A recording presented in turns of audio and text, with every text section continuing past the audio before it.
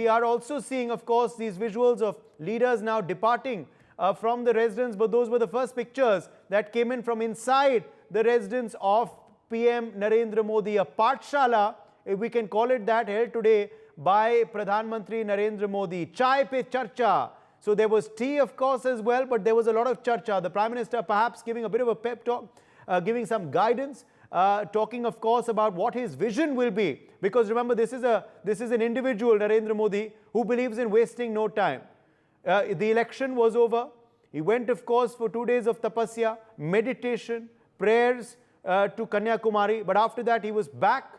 He was talking about the heat wave, speaking, of course, about the aftermath of the cyclone in the northeast, but also talking about the 100-day agenda of his government, because he had faith in the crores of voters of India that they would re-elect him. Jayant Chaudhary also there, Ramdas Athavale. These are allies who are being accommodated. Ravneet Singh Bittu, prominent face from Punjab, he's also present there. These are big pictures coming in from inside. Jitin Prasad is also there. Okay, I can see Anupriya Patel as well. There was speculation over whether she's going to be part. So Anupriya Patel also there. Sarbanand Sonowal, again another key face from Assam. He's also present there in the room with Prime Minister Narendra Modi. Nirmala Sitharaman is also there. Piyush Goyal I can also see. I can see Lalan Singh of the JDU also present there. H.D. Kumaraswamy is also present there of the JDS. You can see Rajnath Singh, the familiar face, of course, from the previous Modi cabinet. I can also see, of course, Ram Mohan Naidu of the TDP. Hardeep Singh Puri is also present of the BJP. I can also see there now Giriraj Singh. So Giriraj Singh is also present from Bihar once again. These are all big names. Jitin Prasad, again a face who's been brought in from UP. I can also see Viren Singh Khatik there from Madhya Pradesh, the MP from Tikamgarh. He was also part of the Modi Cabinet 2.0. So there you have it, the first pictures of the Modi Cabinet 2.0. Mansukh Mandavia also present in the room. He's also got another spot, as is Dr. Jiten Singh. I can see Dr. Jiten Singh there. I can also see, interestingly, Jewel Oram there. Another prominent face from Odisha. Jewel Oram also present in the room.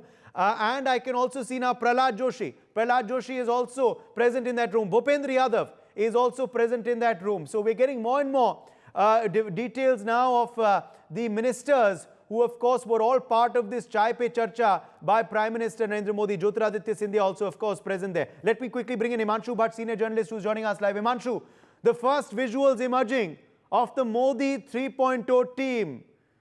They have been elected, they've been given the mandate, and now the country expects them to deliver after they are sworn in this evening. Himanshu Bhatt. Yeah, what I'm seeing, this Chai Pe Charcha, you said, there are some prominent faces, those to whom all of us know. They are the core parts of the Narendra Modi Ministry of 2.0. Now, there are so many of them who are going to be first-timers, either be it from BJP or from the allied parties. Now, these are the ones who have been given the briefing of, the ideation, what I call it as ideation, what they expect from them in Modi 3.0. For example, you said C.R. Patil. Now, C.R. Patil was the Gujarat BJP president. He is still a Gujarat BJP president. And he has been called in. He'll be sworn in the ministry. Now, things would have been made clear to him what is expected from him as a minister, either a cabinet minister or a minister of state, whatever it is. So the ideology of the government functioning that we see would have been made very, very clear before they have been asked to take the oath. And what has been done is here, I expect this, all these allied parties or the new parties which are coming into the ministry would be given a proper representation in the different ministries. First-timers will be given the Minister of State portfolio. Maybe a fellow like Chirag Paswan may be given a Minister of State portfolio, but with an independent charge. But other first-timers would be put as a deputy to someone who is an experienced one. Because to run a government, you require a governmental experience, administration experience.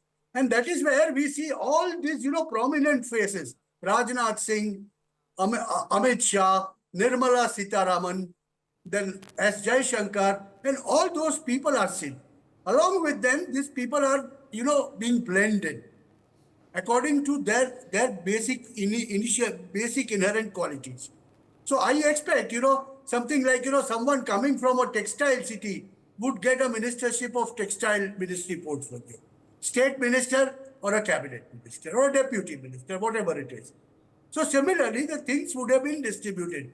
A man like Kumaraswamy, might be given, the things pertaining to Karnataka specifically, which deals with the issues of Karnataka to quite an extent. Similarly, when you talk of Nityanand Bihar, you talk of BJP ministers and JDU ministers, and then you have a mix of, LJP.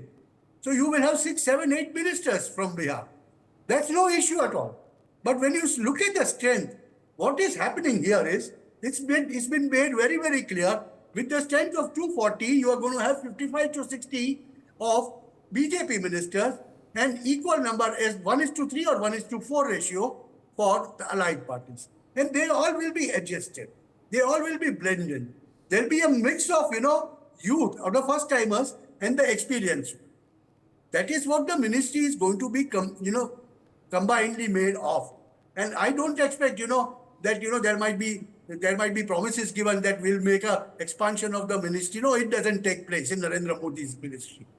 It's generally made right from the beginning. Yes, you might not see the names like, Purushottam Rupala, who is from Gujarat. Despite winning with a huge margin, he might not be getting a ministry because of certain controversies. Or you might not figure in Smriti Irani, who has lost, who was a minister last time. But then maybe I will not expect, Rajiv Chandrasekhar to go out. Rajiv Chandrasekhar might stay still in this ministry, despite losing, because he is a Rajya Sabha member. And this sort of a thing, the mix, there may not be a definite rule which they will adhere to. But they will see, horses for courses. Who can perform better at what ministry could have been seen, and the entire, ministerial berths would be given accordingly. That is what is my feeling. And I expect, some of the names like, Shivraj Singh Chauhan, if he doesn't figure in the ministry, be certain that he's going to take over the national BJP presidency. Manohar Lal Khattar will certainly be in the ministry. So that type of things are going to happen. And by the first meeting, this Chai Pe Charcha, what you are talking about, in that those things would have been made clear and people would have been given an exact idea what they are expected to do and what they are supposed to do and how they are going to function under Modi 3.0. That is what is the main thing. Because this is going to be an aggressive government, not a defensive government, as generally all these coalition governments are. Okay, Manohar Lal Khattar there in the room. Manohar Lal Khattar is present there. Shripad Naik is present there, who is of course the MP from Goa. We also have, of course, also in the room Ashwini Vaishnav. Ashwini Vaishnav is also present there, technocrat turned minister. He was part of Modi 2.0 as well. Kiran Rijiju is also present there from Arunachal Pradesh, prominent face of the Northeast for the BJP. So we're getting more and more names now, and of course, these are all going to be part of that Modi 3.0 government. Let me quickly draw in A.K. Mishra. A.K. Mishra, clearly, of course, a balancing act between keeping the allies happy, but not, giving in to unreasonable demands. I can see Rao Inderjeet Singh also there, present, the Gurugram MP. A.K. Mishra. A.K. Mishra, are you there with us? Okay, I think we've lost A.K. Mishra. Himanshu, but why don't you take that? Allies have been accommodated, but no unreasonable demands have been met. Yeah, there will be no unreasonable demand will be met. That I made it right from the first day, It's going to be reasonable on a particular formula, and we will take horses for courses. If you have good enough people to run a particular ministry, you will be accommodated.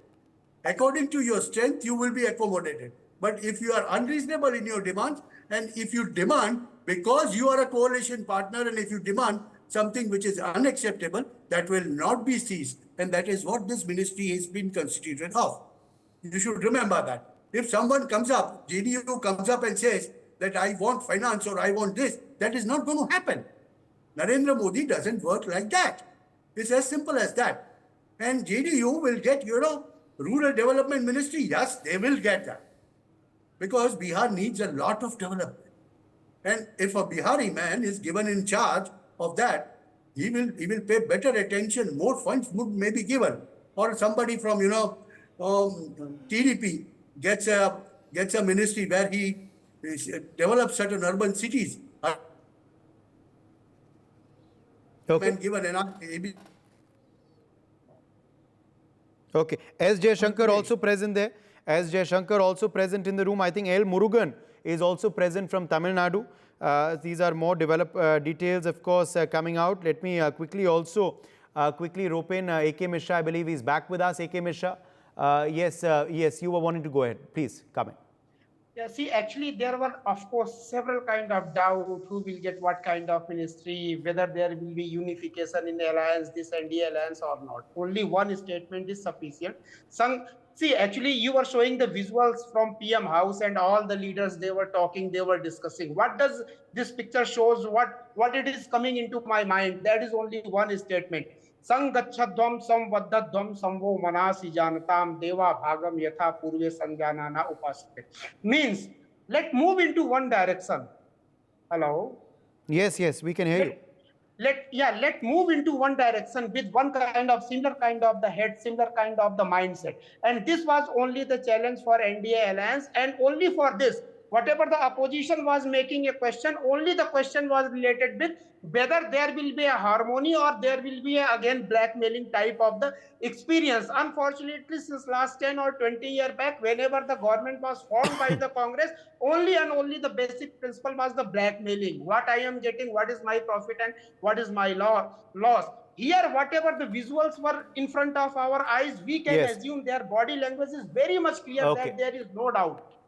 Annapurna Devi also present there. Annapurna Devi also present there. Another woman face of the Modi government. Let me quickly also apprise our viewers with some more details coming in for the swearing-in ceremony of PM Narendra Modi. Heads of India's neighbouring states have all been invited. Bangladesh PM Sheikh Hasina, Maldives President Mohammad Muizzu, Mauritius PM Jugnauth, Bhutan PM Shering Tobgay and Sri Lankan President Ranil Wickremesinghe have all arrived in the national capital. Meanwhile, the head of state of Nepal will arrive shortly. Now, to this, of course, neighborhood first approach is being shown by India. Brian Thomas is joining us for more details on this story. Brian, who are the dignitaries that have arrived so far? Anyone left to arrive? And what is the messaging of the invitations that have gone out for Narendra Modi swearing in 3.0? Well, definitely, Uday. The message has been very clear from since day one that the neighborhood policy would be at utmost importance, and even keeping in mind the very Saga mission. Now, we are outside the very Rashtrapati Bhavan also, where this grand oath ceremony will take place. And talking about the head of the states who have rather arrived, yesterday, the Prime Minister of Bangladesh has arrived, and even the Vice President of Seculis also arrived. And today morning also, the Prime Minister of Mauritius, the President of Maldives, Prime Minister of Bhutan, and even the President of Sri Lanka has arrived. And at 2:50, just after an hour or so, the Prime Minister of Nepal will also be appearing at the very IGI Terminal 3 airport. So yes, most of the dignitaries have reached. Just the Prime Minister of Nepal is left to reach, and he will be in a while now. At 2:50, he will be reaching the IGI airport Terminal 3, and the messaging has been static from day one. That is the neighborhood policy, and keeping in mind the very Sagar vision. Yes. For more such videos, subscribe to the NewsX YouTube channel, hit the bell icon.